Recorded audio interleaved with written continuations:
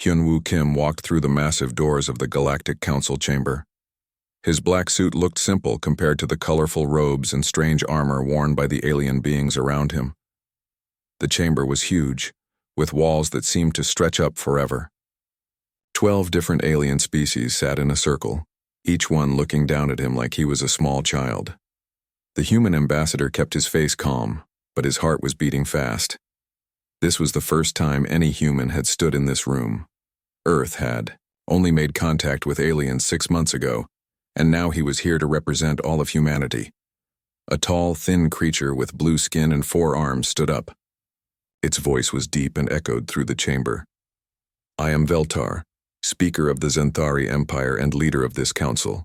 You are the representative of the species called humans." "Yes," Hyunwoo said. "I am Ambassador Hyunwoo Kim speaking, for Earth and all humanity." Several aliens made sounds that might have been laughter. One creature that looked like a giant insect clicked its mandibles together. Another, being covered in scales, hissed softly. They were not taking him seriously. Veltar raised one of his forehands. "Human Kim, your species has been examined by our scientists and cultural experts. We have made our decision about your place in the galactic community." Back on Jupiter's hidden military station, Commander Ji-hoon Park watched the meeting through a quantum communication link. He sat in a dark room surrounded by screens showing alien ships, alien worlds, and alien military bases. Next to him, Dr. So-Young Lee took notes on her tablet. She had studied alien behavior for months, learning how they thought and acted. "Here, it comes," Ji-hoon whispered to her. They both knew this moment would decide everything. Veltar's voice filled the chamber again. "The Council has classified your species as Class 3 primitives. You will be restricted to your home system. You may not travel beyond the planet you call Mars. You will provide 60% of your world's resources to the Council as payment for our guidance and protection." Hyunwoo felt his stomach drop, but he kept his expression neutral. "And if we refuse these terms?" The insect-like alien made more clicking sounds. "Refuse? You misunderstand, primitive. This is not a request. This is your assignment in the natural order." A reptilian being with yellow eyes spoke up. "Every species goes through this process. You will learn to accept your role just as hundreds of others have done before you." Dr. So-Young Lee watched the alien's body language carefully. She had spent months studying their gestures and movements. What she saw made her blood run cold. These beings truly believed humans were nothing more than smart animals. They had done this before many times. Veltar continued. "Your primitive technology amuses us. Your chemical rockets, your simple computers, your basic weapons. Some of our youngest children have more advanced toys. You should be grateful we are willing to guide you at all." The reptilian creature leaned forward. "We could have simply taken your resources by force. Instead, we offer you a chance to serve willingly. This is more kindness than most primitive species receive." Hyunwoo took a deep breath. He had practiced this moment many times, but it still felt surreal. "I need to ask you something. Have you ever encountered a species that said no to your offer?" More alien laughter filled the chamber. Veltar's 4 arms gestured in what might have been amusement. "Oh yes, many times. Some species are stubborn at first. They always learn better eventually." "What happened to those species?" Hyunwoo asked. "They learned their place," the insect being clicked. "Some required gentle correction. Others needed stronger lessons. All of them serve the Council now happily." On Jupiter Station, Ji-hoon Park's hands tightened into fists. So-Young Lee made more notes, cataloging every word, every gesture, every threat. Veltar sat back down. "You have 30 standard galactic days to accept these terms. Return to your world and explain to your leaders how generous this offer is. Tell them about our fleets, our weapons, our power. Help them understand that resistance would be foolish." The ambassador looked around the chamber at all the alien faces staring down at him. Some looked bored, others amused. None of them looked worried or concerned. They had done this so many times that it had become routine. "What if I told you that humanity chooses to govern itself?" Hyunwoo said quietly. The chamber erupted in alien sounds, hissing, clicking, and what sounded like electronic buzzing. Veltar raised his hands for silence. Young human, you clearly do not understand the situation. Your species has barely learned to leave its own planet. You have no allies, no advanced weapons, no knowledge of galactic politics or warfare. You are alone in a universe full of civilizations that have existed for millions of your years. The Koi reptilian being spoke again. We have ships that can destroy worlds. We have weapons your scientists cannot even imagine. We have armies of species that once thought as you do now. All of them learned wisdom through experience. Hyun-woo nodded, slowly.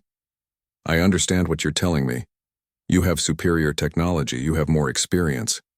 You have defeated other species before us. Exactly, Veltar said, sounding pleased that the human was finally understanding. But my answer remains the same, Hyun-woo continued. Humanity respectfully declines your terms. Earth will govern itself. The silence that followed was complete. No alien made a sound. They stared at the human ambassador as if he had said something impossible. Finally, Veltar spoke. You cannot be serious. I am completely serious, Hyun-woo replied. We appreciate your offer, but we must decline. The insect being stood up quickly, its wings buzzing with agitation. This is absurd. You are primitives. You have nothing. How can you possibly think you can stand against the entire galactic community? Back on Jupiter Station, Ji-hoon Park smiled grimly. So-young Lee looked up from her tablet and nodded. The aliens had revealed everything they needed to know about their attitudes and assumptions. Hyun-woo straightened his shoulders. Perhaps we are primitives by your standards. Perhaps we are alone. Perhaps we have nothing you consider valuable. But we have one thing that matters most to us. Our freedom to choose our own path. Veltar's forearms waved in frustration. This is madness. You will reconsider this foolish position. 30 days, human. Think carefully about what you are choosing. The ambassador bowed slightly, a gesture of respect that somehow made his refusal even more dignified. Thank you for your time, Council Speaker. I will deliver your message to Earth's leaders along with humanity's response. As Hyun-woo turned to leave the chamber, he could hear the aliens talking rapidly among themselves in their own languages. Their voices carried tones of disbelief and growing anger. Walking back through the massive doors, the human ambassador felt the weight of what had just happened. In 30 days, everything would change. He just hoped his species was ready for what was coming next. Captain Min Ho-jung floated quietly in the darkness between stars. His ship was invisible to alien sensors, using technology that bent light around its hull. He had been watching the Zenthari military base for 3 weeks now, mapping every detail of their defenses. Another patrol ship just left, he whispered into his comm unit.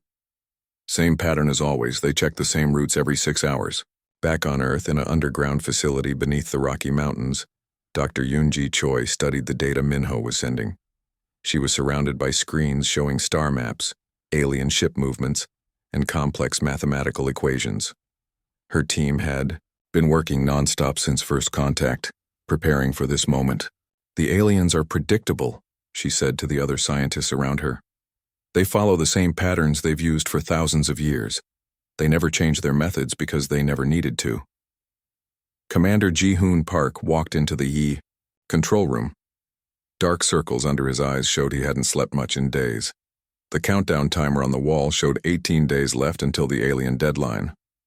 What's our status report? He asked. Dr. Yoon-ji Choi turned to face him. We've mapped 47 alien installations across 12 star systems. Captain Minho and his team have planted monitoring devices on 31 of them. The aliens have no idea we've been watching them. What about our special project? Ji-hoon asked. Yoon-ji smiled for the first time in weeks. The quantum tunneling system is ready. We've run hundreds of tests. We can move objects instantly across space without the aliens detecting anything until it's too late. On the edge of alien space, Lieutenant Dae-hyun Yu crept through the corridors of a hegemony supply station. His stealth suit made him invisible to their security systems. He planted small devices in key locations, not bombs, but something much more sophisticated, The devices would let Earth's intelligence teams read every message, track every ship movement, and monitor every conversation in the alien facility. The aliens had advanced technology, but they had grown careless over millions of years of easy victories. Dae-hyun finished his mission and returned to his hidden ship. As he flew away from the station, he thought about how confident the aliens seemed. They truly believed no primitive species could threaten them. Intelligence Officer Hye-jin Nam sat in her office on Luna Base, reading reports from agents across the galaxy. Her wall was covered with photos and data about alien leaders, their families, their habits, and their weaknesses. The council speaker Veltar has 3 children on the Zenthari homeworld, she said to her assistant. Admiral Zorvak keeps his personal fortune in a bank on Nexus Prime. General Kethtar's mate lives in a retirement facility on their second moon. Her assistant looked confused. Are we planning to hurt their families? Hyejin shook her head. We're gathering information. Knowledge is power, and we need to understand exactly who we're dealing with. But we won't target civilians unless they force us to. Back in the underground facility, Dr. So-Young Lee finished her analysis of alien psychology. She had studied months of intercepted communications, behavior patterns, and historical records. I figured out their weakness, she announced to the room. Every species they've conquered fought the same way. Big fleets attacking other big fleets, armies fighting armies, territory battles. They expect us to follow the same pattern. Commander Ji-hoon Park looked interested. What do you mean? They have rules for war that they've followed for millions of years, So-Young explained. They protect civilian targets. They avoid damaging trade routes. They fight honorable battles with clear objectives. Every species they've defeated tried to beat them at their own game. And we're not going to do that, Ji-hoon said. Exactly. We're going to fight a type of war they've never seen before. Dr. Eunji Choi pulled up a holographic display showing the local galactic region. Red dots marked alien military bases. Blue lines showed trade routes. Green symbols indicated population centers. While they've spent millions of years perfecting energy shields and plasma weapons, we've developed something completely different, she said. Our quantum tunneling technology doesn't shoot at their shields. It ignores them completely. Captain Minho Jung's voice came through the communication system. I'm in position near the Kethtar shipyards. The facility has over 2 million workers and produces 30 warships per month. Security is light because they don't believe anyone can threaten them. Commander Ji-hoon Park studied the tactical display. How many of our teams are in position? 47 teams across 38 locations, Hyejin Nam reported. We have eyes and ears inside their most secure facilities. We know their supply, schedules, their patrol routes, their communication codes, and their emergency procedures. And they have no idea we exist, added Lieutenant Dae-hyun Yu from his ship. I've been inside 6 different alien bases in the past month. Their security systems can't detect our stealth technology. Dr. So-Young Lee looked at the countdown timer. 15 days left. What's Earth's official response going to be? Ji-hoon Park smiled grimly. The same response Ambassador Hyunwoo Kim gave them. We respectfully decline their terms. They won't accept that answer, Yoonji said. No, they won't. They'll send a fleet to Earth to force us to surrender. A big fleet designed to scare us into submission without actually destroying us. They want to keep us alive to work for them. And when that fleet arrives, So-Young asked, they'll find empty space. No ships coming to fight them. No desperate messages begging for mercy. Just silence. Dr. Yoonji Choi activated the quantum tunneling array. The massive machine hummed to life, its energy readings climbing toward operational levels. The system is charged and ready. We can relocate targets up to 50 light-years away with perfect accuracy. Commander Ji-hoon Park walked to the main display screen. It showed a real-time map of known alien positions. Hundreds of red dots represented military bases, supply depots, and command centers. They think they know everything about warfare, he said quietly. They've fought the same kind of battles for so long that they can't imagine anything different. Every species they conquered tried to match them ship for ship, weapon for weapon. But we're not going to fight their kind of war, Captain Minho, Young said over the comm. No, we're going to fight a human kind of war. Intelligence Officer Hee-Jin Nam looked up from her reports. I've been studying their history. In 1,000,000 years of galactic warfare, no species has ever attacked their supply lines and civilian infrastructure simultaneously. They consider it unthinkable. Why? Asked Dr. So-Young Lee. Because it's not honorable. It's not civilized. It's not how advanced species are supposed to fight. Commander Ji-Hoon Park nodded. Good thing we're not an advanced species by their standards. We're primitives, remember?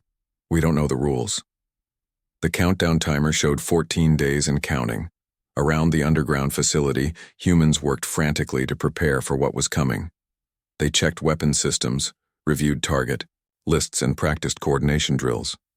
Dr. Yoon-ji Choi ran one final test of the quantum tunneling array.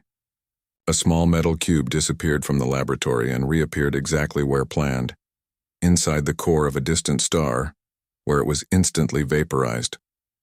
System is fully operational, she announced. We can make things disappear whenever. We're ready. Commander Ji-Hoon Park looked around at his team. These men and women had spent months preparing for this moment. They had developed new technologies, mapped alien positions, and planned strategies that had never been tried before. 14 days, he said. In 14 days, we show them what happens when they underestimate humanity. Lieutenant Dae-Hyun Yu's voice crackled over the comm system. Commander, I'm ready at the Hegemony Fuel Depot. Just give the word. Captain Min-Ho Jung reported in next. Zenthari shipyards are mapped and monitored, waiting for orders. One by one, agents across the galaxy checked in. They were inside alien facilities, watching alien movements and ready to act when the moment came. The aliens thought they were dealing with primitives. They were about to learn how wrong they were. The deadline had passed. Fleet Admiral Zorvak stood on the bridge of his massive flagship, looking at the tactical display showing 300 alien warships arranged in perfect formation. Each ship was larger than Earth's biggest city, armed, with weapons that could crack planets in half. Sensors show no human vessels in the area, his tactical officer reported. No defense platforms, no military stations. The primitive system appears completely undefended. Zorvak nodded with satisfaction. This was exactly what he had expected. The humans had realized how hopeless their situation was, and decided not to waste lives in a pointless battle. Soon they would surrender and accept their proper place in the galactic order. Open a communication channel to all human settlements, he ordered. Let us end this quickly and peacefully. But before the communication could be established, every screen on the bridge suddenly displayed the same image. A human face. Commander Ji-Hoon Park appeared on their displays, sitting calmly in what looked like a simple military command. Center. Fleet Admiral Zorvak, Ji-Hoon said in a steady voice. You have come to our home uninvited. You have threatened our families. You have demanded our submission. We tried diplomacy. Now we will demonstrate why that was your only chance. Zorvak laughed, a deep rumbling sound that filled the bridge. Human Commander, you are speaking to the most powerful fleet in galactic history.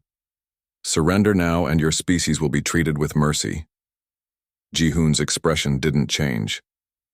You still don't understand. This isn't a battle, this is a lesson. At exactly that moment, across 9 different star systems, 17 alien military installations simply vanished. The Zenthari command base on Kepler 442b was the first to go. 1 second it was there. A massive complex housing 50,000 soldiers and the most advanced defense systems in the galaxy. The next second, there was only empty ground. The base didn't explode. There was no flash of light, no debris field, no energy signature. It simply ceased to exist in that location and reappeared in the heart of Kepler 442's sun, where it was instantly vaporized. Captain Min-Ho Jung watched from his hidden ship as the Hegemony Weapons Depot on Gliese 581G disappeared in the same way. Millions of tons of advanced military equipment, including enough firepower to destroy Earth 10 times over, materialized inside a stellar core and vanished in nuclear fire. On his flagship, Admiral Zorvak stared at his tactical display in shock.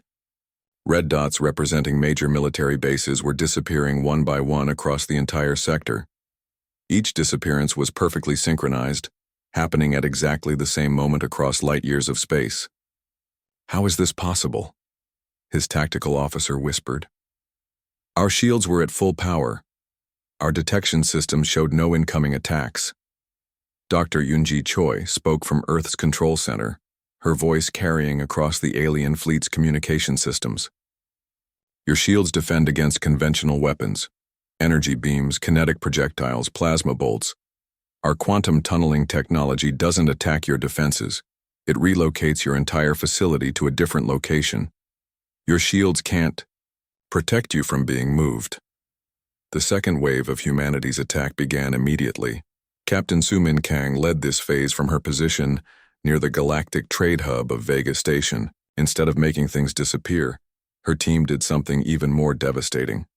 Every major trade computer in the local spiral arm suddenly found its central processing core replaced with human-designed programs. The programs didn't destroy the systems, they took control of them. Supply ships carrying food to billions of alien civilians received new navigation coordinates, sending them to random empty regions of space. Trade routes that had operated perfectly for thousands of years suddenly redirected to uninhabited star systems. Banking networks that managed the finances of entire civilizations crashed as their security systems were rewritten from the inside. Nexus Prime, the galactic financial center, panic spread through the markets as traders realized they had lost contact with supply ships carrying vital resources.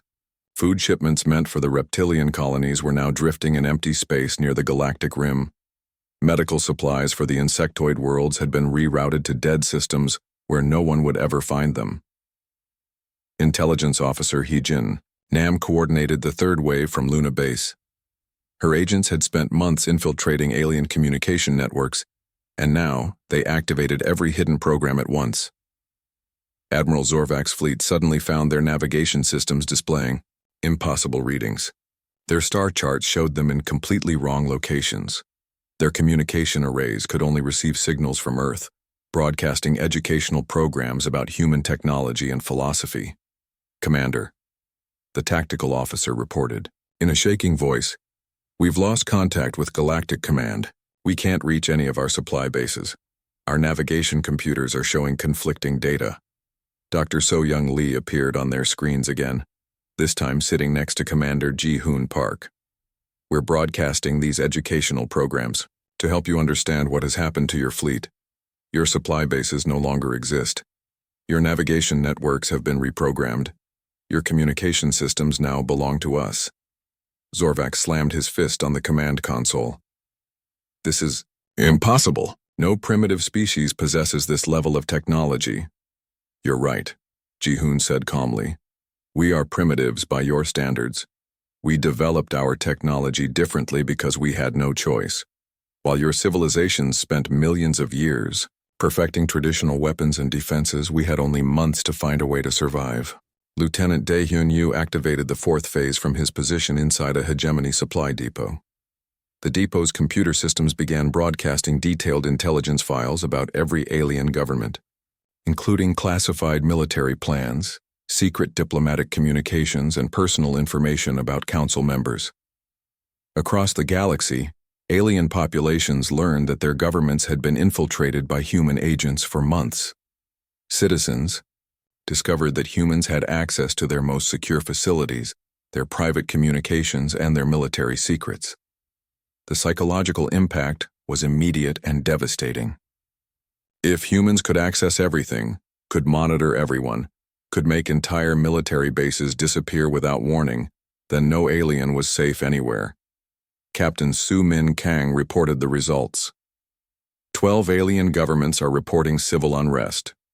Their populations are demanding to know how primitives could infiltrate their most secure systems.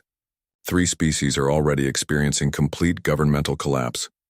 Admiral Zorvak's massive fleet remained trapped in Earth's solar system, cut off from home and running low on supplies. The ships that had come to intimidate humanity into surrender now faced the possibility of starvation in empty space. "What do you want?" Zorvak finally asked. Commander Ji-hoon Park leaned forward. We want you to leave our system and never come back. We want the Galactic Council to recognize that humanity will govern itself. We want you to establish new rules for dealing with species you consider primitive. And if we refuse? Dr. Yunji Choi answered that question by activating a holographic display visible to the entire alien fleet. The display showed real-time locations of every major alien population center, military base, and government facility in the local galactic region. Every location shown on this display has been infiltrated by our quantum-linked devices, she explained. These devices can destabilize molecular bonds, causing any structure to simply stop existing. The process is instantaneous and cannot be detected or prevented by any known technology. The display zoomed in on specific targets. Zorvac recognized his own home city on the hegemony capital world, Council Speaker Veltar's residence on the Zenthari homeworld, the primary schools where alien children learned and played. You would threaten civilians? Zorvac asked, his voice filled with horror.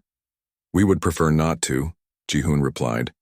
But you came here threatening our civilians. You demanded that we surrender our freedom and serve you.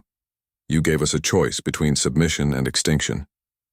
Lieutenant Dae Hyun-Yu's voice joined the conversation. We've been inside your facilities for months. We could have assassinated your leaders at any time. We could have destroyed your infrastructure without warning. Instead, we chose to demonstrate our capabilities and offer you the same choice you offered us.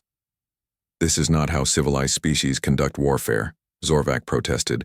Dr. So-Young Lee smiled sadly. You're right. This is how a desperate species fights for its survival against overwhelmingly superior forces. You taught us that might makes right. We learned the lesson well. The alien fleet hung motionless in space, their crews staring at displays showing their helpless positions. In 72 hours, humanity had brought 12 interstellar civilizations to their knees without firing a single conventional shot. Commander Ji-hoon Park stood up. You have 1 hour to begin withdrawing from our system. You have 1 week to present new terms for peaceful coexistence. If you choose to continue this conflict, remember that you forced us to shatter your peace. We can shatter much more. Admiral Zorvac looked around his bridge at officers who had never known defeat. For the first time in galactic history, a primitive species had not only refused to surrender, but had demonstrated the ability to destroy their entire civilization. The emergency session of the Galactic Council convened in chaos. Half the usual representatives were missing. Their governments had collapsed into civil war after humanity's demonstration. Council Speaker Veltar sat in his chair, forearms, trembling with rage and fear. The humans have made their point, said General Kethtar of the Reptilian Alliance. Perhaps we should negotiate. Negotiate? Veltar's voice echoed through the chamber. These primitives have humiliated us. They have destroyed our military bases, crashed our economies, and turned our own populations against us. If we negotiate with them, every species in the galaxy will think they can defy the Council. Admiral Zorvac appeared on the main display screen, broadcasting from his stranded fleet in Earth's solar system. Council Speaker, I recommend immediate withdrawal. The humans possess technology we don't understand. They can strike us anywhere, anytime, without warning. No, Veltar said firmly. If we retreat now, the galactic order dies with us. Every primitive species will think they can challenge their betters. We launch Operation Cleansing Fire. A shocked silence filled the chamber. Operation Cleansing Fire was the Council's ultimate weapon, complete sterilization of an entire species and their worlds. It had only been used 3 times in galactic history, and never against a species that could fight back. General Kethtar hissed in concern. Council Speaker, that would mean the deaths of billions of humans. Are we prepared for such measures? They forced this choice, Veltar replied. They could have accepted their place peacefully. Instead, they chose to threaten the stability of galactic civilization itself. On Earth, Admiral Sung-Ho Kwan watched the emergency council session through humanity's infiltration of their communication systems. He sat in the command center deep beneath the Pacific Ocean, surrounded by displays showing every alien fleet movement and military preparation. They're actually going to do it, he said to Commander Ji-hoon Park, who had flown in from Jupiter Station. Operation Cleansing Fire. Complete extinction of our species. Ji-hoon nodded grimly. We expected this. Dr. So-young Lee's psychological profile predicted they would escalate rather than lose face. How long do we have? 6 hours until their fleets reach firing positions, Sung-ho replied. 12 massive battle groups each, carrying enough firepower to crack a planet's crust. They're not planning to conquer us anymore, they want us gone. Dr. Young-suk Han entered the command center, carrying a tablet with the final activation codes for humanity's ultimate weapon. She was the architect of the mutually assured dissolution protocol, and her face showed the weight of what she had created. The quantum destabilization network is fully operational, she announced. Every alien population center, military base, and government facility is now connected to our system.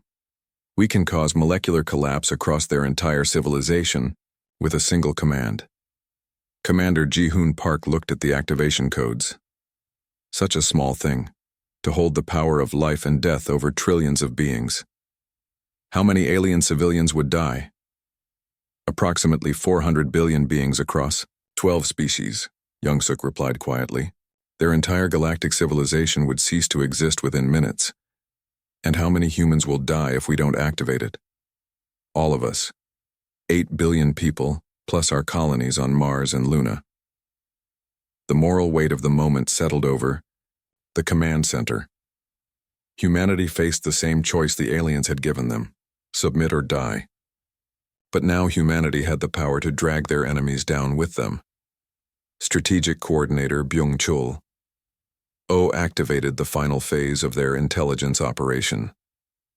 Across the galaxy, detailed files on every council member's personal life began, broadcasting on all public communication networks. Citizens of the Zenthari Empire learned that Council Speaker Veltar had embezzled funds meant for disaster relief.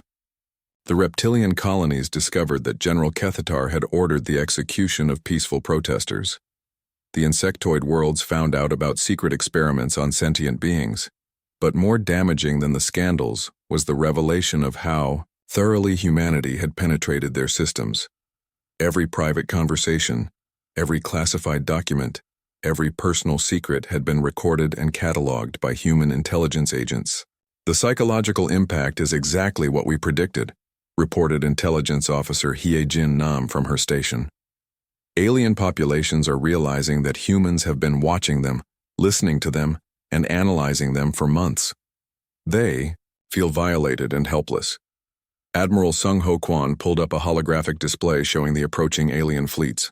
Thousands of ships moved toward Earth, their weapons charged and ready to burn away all life on humanity's homeworld.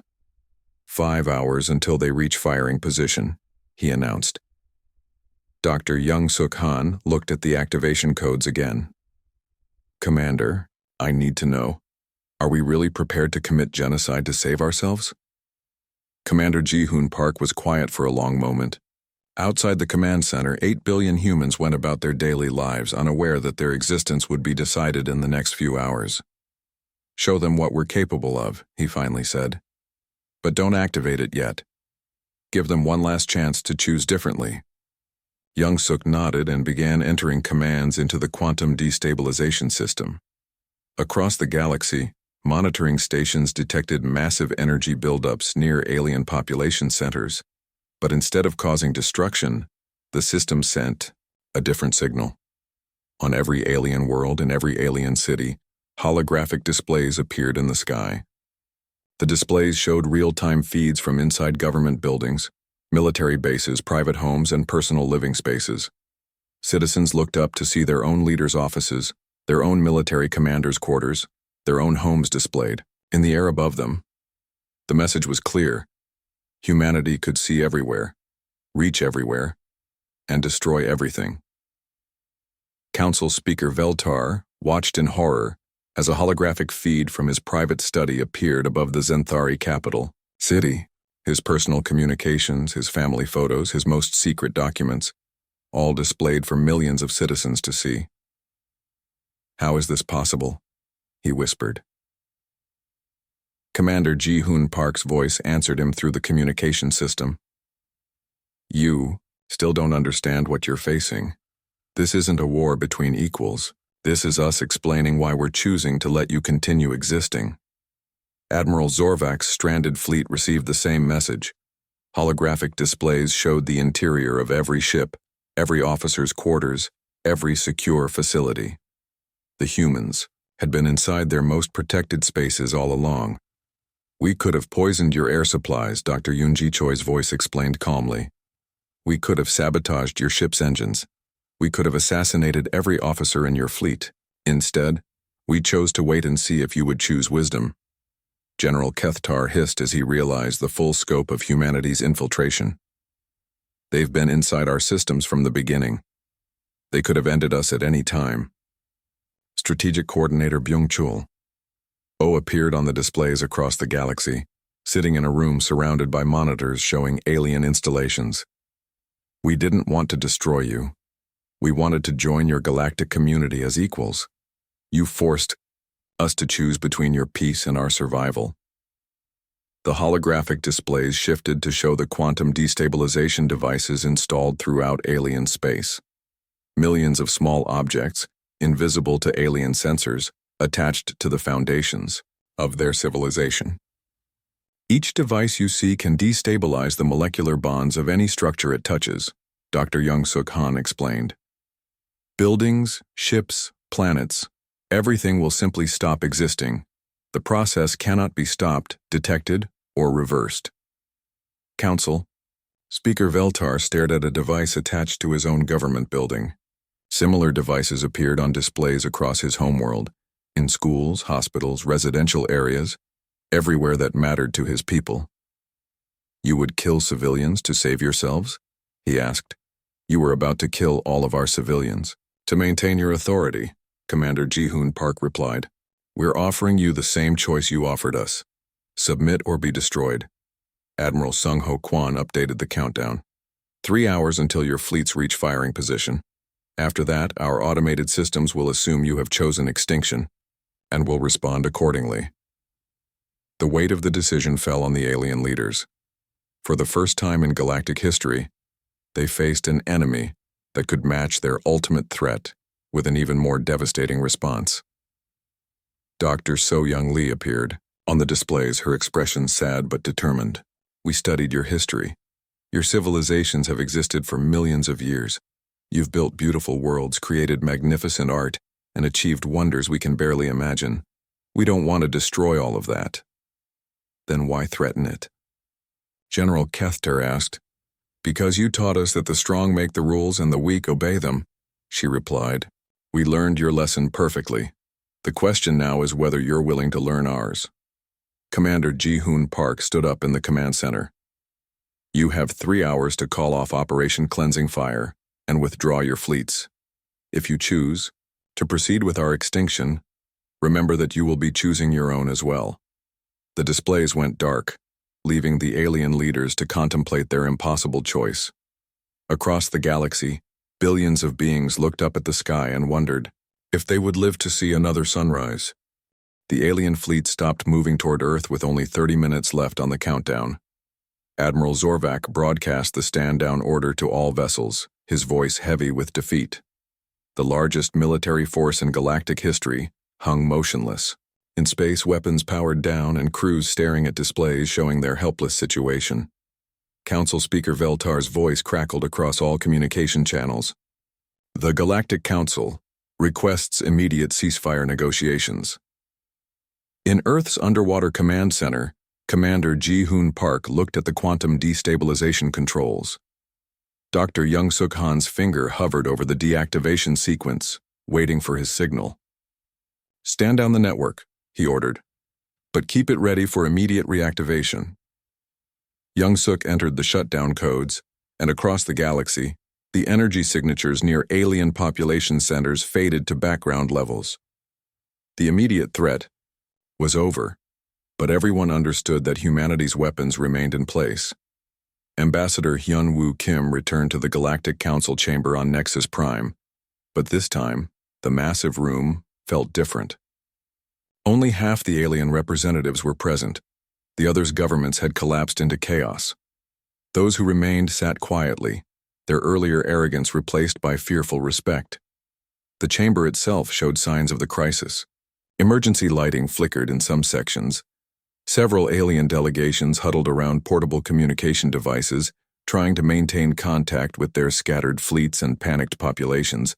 Dr. Jin A. Park, humanity's newly appointed chief diplomatic strategist, accompanied Ambassador Hyunwoo Kim.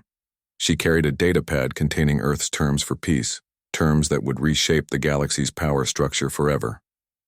Honored council members, Hyunwoo began, his voice echoing in the half-empty chamber. We come to discuss the future of galactic civilization.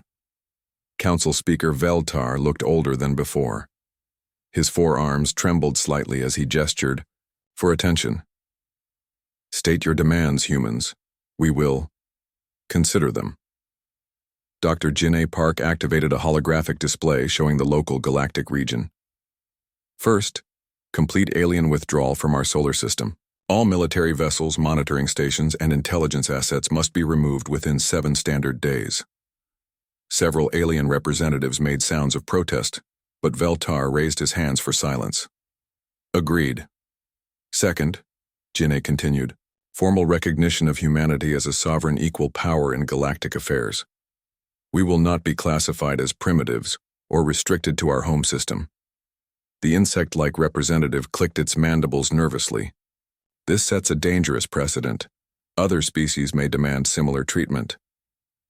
Other species should receive similar treatment, Hyunwoo replied calmly. Which brings us to our third point, establishment of new protocols for first contact with developing civilizations. No more forced tribute, no more involuntary servitude, no more threats of extinction for those who refuse to submit. A reptilian delegate hissed softly. You would overturn millions of years of galactic order? Dr. Jin A. Park smiled. We would improve it. Your current system creates resentment, fear, and eventual rebellion. Our proposal offers cooperation, mutual benefit, and genuine peace. The chamber fell silent as the aliens considered this radical concept. For their entire existence, galactic civilization had been built on a hierarchy maintained by force. The idea of treating all species as equals was almost incomprehensible. Council Speaker Veltar leaned forward. And if we reject these terms? The question hung in the air like a physical presence. Everyone in the chamber remembered the holographic displays showing humanity's weapons installed throughout their civilization. Commander Ji-hoon Park appeared on the main communication screen, broadcasting from Earth's command center. Behind him, dozens of monitors showed real-time feeds from alien facilities across the galaxy, a reminder that humanity's surveillance network remained active. Council Speaker, Ji-hoon said quietly, we hope you won't reject these terms. We prefer cooperation to conflict, but if you force us to choose between your old order and our survival, we will choose survival. Dr. Young-Suk Han appeared beside him on the screen. Our quantum destabilization network remains operational but inactive. The devices are still installed in your facilities, but they're powered down. We can reactivate them instantly if needed. The psychological impact was devastating. Every alien leader knew that their most secure facilities contained human-built devices that could erase their civilizations from existence. They live now, only because humanity chose to let them live. General Kethtar of the Reptilian Alliance spoke up, his voice barely above a whisper. How do we know you won't use these weapons against us in the future? How can we trust primitives with such power? Captain Hoseok Lim appeared on the communication screen, his face serious but not unkind. The same way we had to trust you when you held all the power. The difference is, we're offering you a choice. Dr. So-Young Lee joined the communication. From her research station, we've studied your history, your cultures, your achievements. You've built incredible civilizations over millions of years. We don't want to destroy that. We want to contribute to it. Ambassador Hyunwoo Kim stood up in the chamber. Our species is young by your standards. We have much to learn from your experience and wisdom. But we also have perspectives and technologies that could benefit everyone. Imagine what we could accomplish together as partners, instead of masters and servants. The alien delegates exchanged glances, communicating in ways humans couldn't fully understand. Slowly, carefully, they began to consider the possibility of a different kind of galactic civilization. Council Speaker Veltar was the first to speak. Your terms are radical. They would change everything about how galactic society operates. Yes, Hyunwoo agreed. They would. Other species will hear of this. They will demand the same treatment you're receiving. Good. They deserve it. Dr. Jin-A Park activated another display showing detailed proposals for restructuring galactic governance.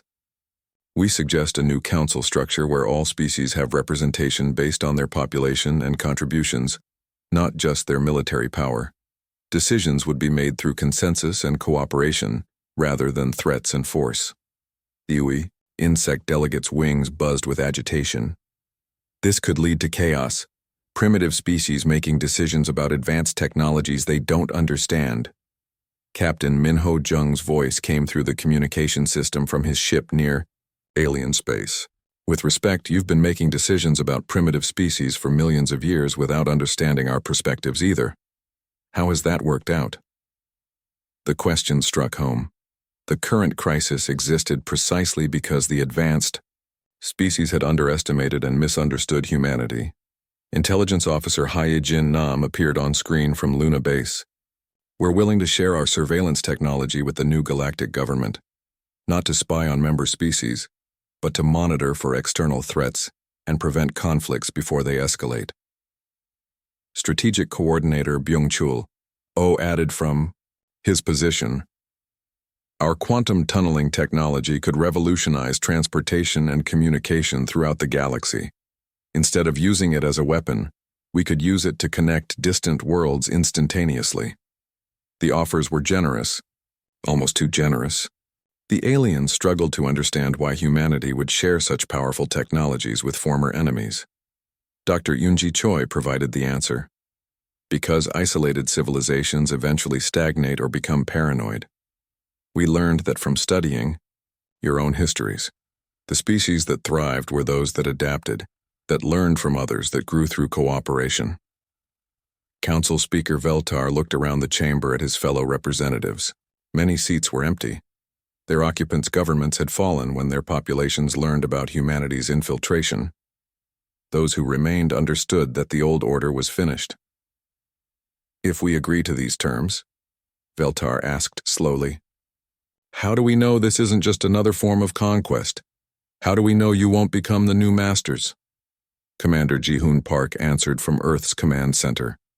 Because we're going to prove it right now. Dr. Young-suk Han began entering commands into the quantum destabilization network.